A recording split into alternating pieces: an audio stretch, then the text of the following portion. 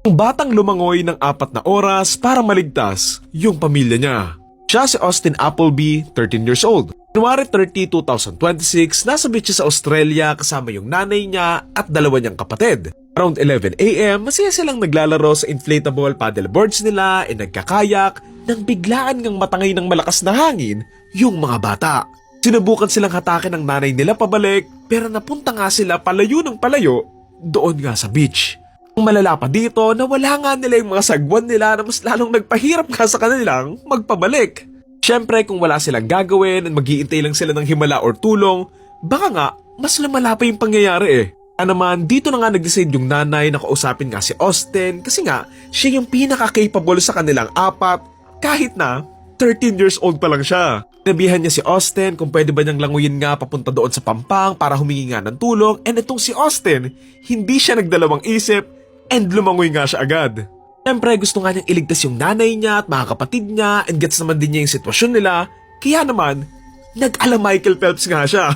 Sa paglangoy nga ni Austin pabalik nga doon sa beach, palayo naman ang palayo yung nanay niya at mga kapatid niya na tuluyan na nga naaalon papunta nga doon sa dagat.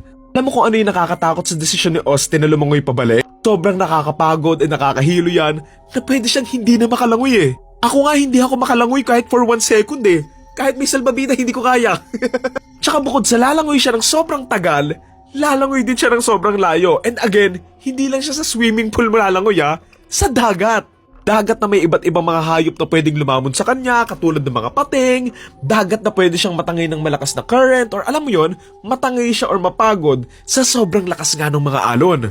Oras ang makalipas, nagsimula nang ang dumilim doon sa may dagat at unti-unti nang lumalakas yung mga alon. That point, iniisip nga ng nanay ni Austin na baka nategi na nga rin yung anak niya. Sabi nga niya, if he hasn't made it, what have I done? Have I made the wrong decision and is anyone going to come and save my other 2? Pero ang hindi niya alam, nagawa ni Austin yung goal niya and nakabalik nga siya doon sa beach. Buti na lang hindi naligaw si Austin and tama yung direksyon na nalangoyan nga niya kasi kung sakali, baka mas napunta pa siya sa mas malalim na parte ng dagat eh. By the way, naka-life jacket naman itong si Austin noong una pero tinanggal din niya after 2 hours kasi nga daw, mas bibilis daw siyang lumangoy kung wala siyang life jacket. Lumangoy siya sa layong 4 kilometers in 4 hours and bilang isang taong hindi marunong lumangoy, sobrang nakakamangha yun. Dagmo pang, bata pa tong si Austin eh, 13 years old lang yan. Pagdating sa beach ni Austin, tumakbo naman siya for almost 2 kilometers papunta nga doon sa pinag-i-stayan nga nila ng nanay niya at mga kapatid niya para makuha yung cellphone niya. Hindi siya ng tulong para maligtas nga yung mga kapatid niya, yung nanay niya at tinawagan nga rin niya yung tatay niya. Ang sinabi pa nga niya, I said, I need helicopters, I need planes, I need boats, my family's out at sea. I was very calm about it.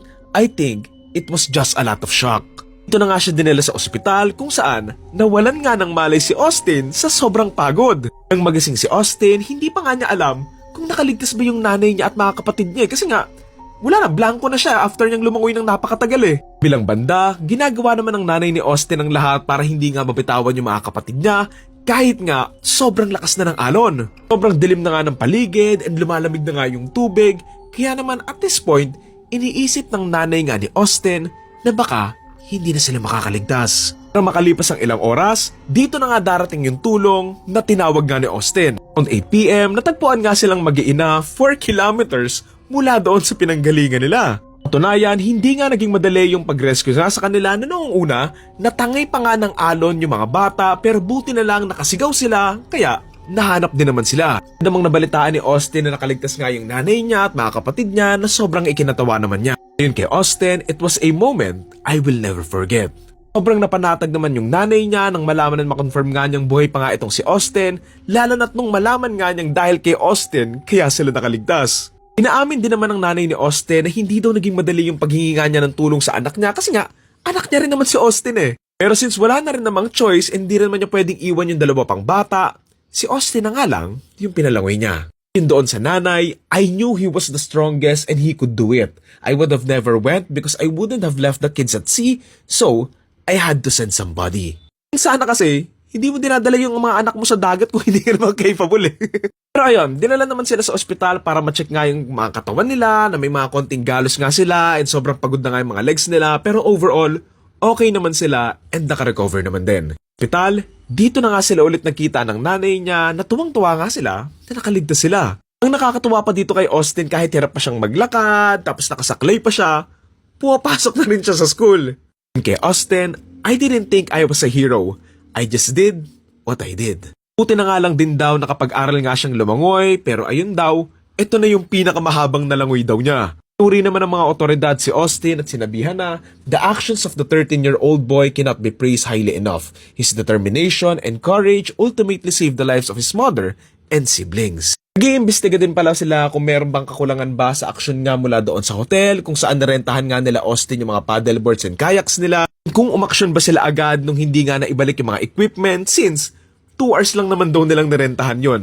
Sa naman din daw ng resort, wala naman din daw silang kasalanan kasi aware naman daw yung mga guests na bawal nga magpunta yung mga guests sa part na yon ng beach. Yan, nagbigay na nga lang ng warning yung mga otoridad na magdoble ingat palagi, wag lalayo nga doon sa mga beach, lalo na kung may kasama kang mga bata.